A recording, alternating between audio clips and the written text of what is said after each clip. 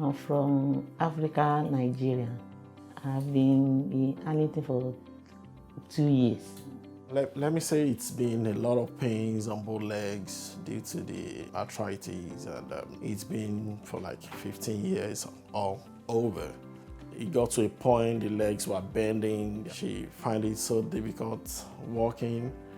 She has to stand up, stay for like 1 or 2 minutes, and before she can take the next step. And at that point in time, we decided like, oh, we need to get treatment and probably the surgery.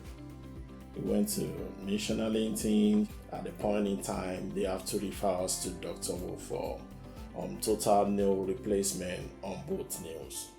When we met him, the impression I have is something I've not felt before in my life. I'm like, this man must be a great man of God. It's a great improvement. It's a great improvement because, but right now, even from like 4 weeks, he started telling us like, oh, let me make my meal. Let me do this myself. I can go into the bath myself.